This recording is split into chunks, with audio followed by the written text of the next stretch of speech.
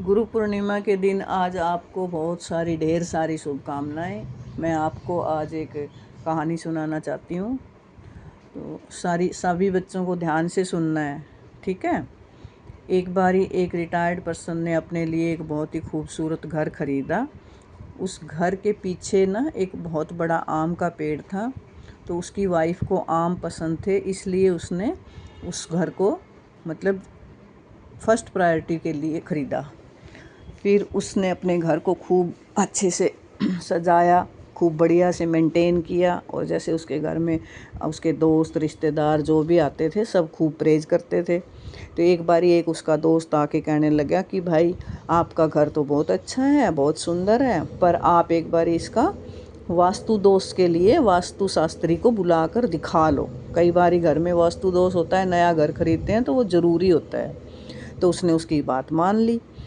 तो वो अपना किसी ने बताया तो वहाँ पे वास्तु शास्त्री के पास वास्तु विशेषज्ञ को बुलाने चला गया।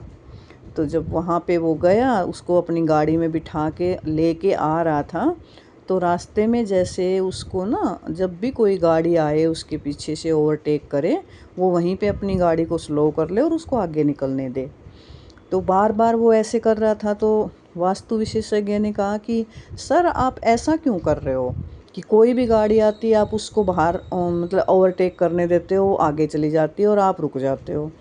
तो उसने कहा भाई देख, मेरे को कोई जल्दी नहीं है, हो सकता है इनको मेरे से ज़्यादा जल्दी काम हो या ज़्यादा ज़रूरी काम हो।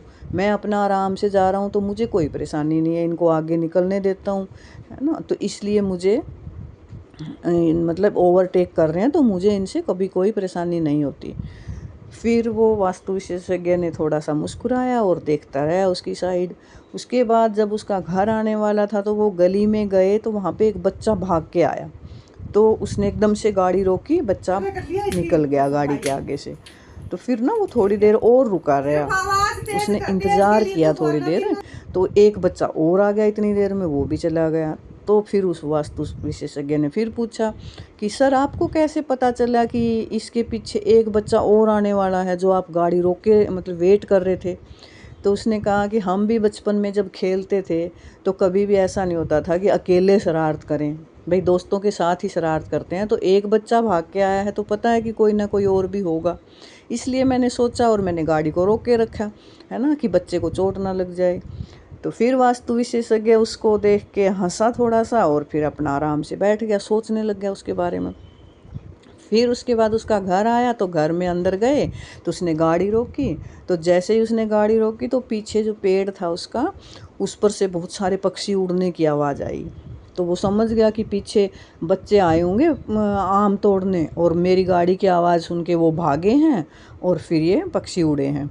तो उसने कहा कि 2 मिनट हम बैठ जाते हैं गाड़ी में ही, गाड़ी बंद करके, क्योंकि ना बच्चे हड़बड़ाहट में कहीं गिर ना जाए, उनके कहीं चोट ना लग जाए। तो मैं जब भी जाऊंगा उधर पेड़ की साइड, जब बच्चे आम लेके चले जाएंगे उनको लगेगा कि हम निकल गए। तो फिर जैसे ही वो गया थोड़ी देर बाद तो सच में ही था कि बच्चे आम तोड़ के वापस जा रहे थे।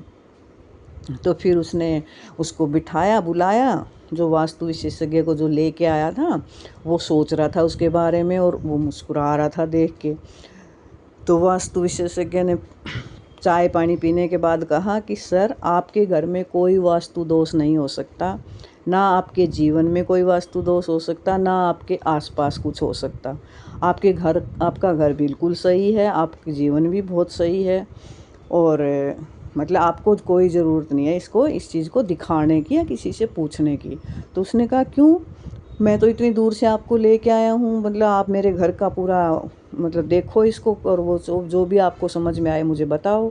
तो उसने कहा नहीं, जब आप जैसे इंसान जिसकी सोच इतनी अच्छी हो, जो अपने से पहले दूसरों के बारे में सोचे, जिसके भाव इतने अच्छे हों, उसके घर में कोई वास्तु दोष नहीं हो सकता, उसके आसपास भी कोई वास्तु दोष नहीं हो सकता, उसकी ज़िंदगी में ही वास्तु दोष नहीं हो सकता। जो आदमी अपना छोड़ के पहले दूसरों के बारे में सोचे, मैं जब से आपके साथ गाड़ी में बैठा हूँ तब से मैंने यही चीज़ नोट करी है कि आपकी सोच कितनी सुंदर है, आप कितना अच्छे तरीके से दूसरों की देखभाल करते हो, कितना ध्यानपूर्वक सारे काम करते हो, अपने से पहले दूसरों को रखते हो आगे। तो आपके जीवन में किसी वास्तुशास्त्र की ज़रूरत नहीं है। आपका जीवन पहले से ही बहुत अच्छे से मतलब प्लान्ड जीवन है, जिसको आपने बहुत अच्छे से निखारा है अपनी लाइफ को। तो सर कहता नहीं ऐसा तो नहीं हो सकता, फिर भी आप कुछ तो बताओ। तो उसने कहा कि आज मैं भाग्यशाली हूँ जो मैं आपसे मिलने का मुझे मौका मिला किसी बहाने से, और मुझे आपसे बहुत कुछ सीखने को मिला। आपकी गाड़ी में मैं 15 से 20 मिनट बैठा तो मुझे अपने जीवन का सारा सार सीखने को मिल गया।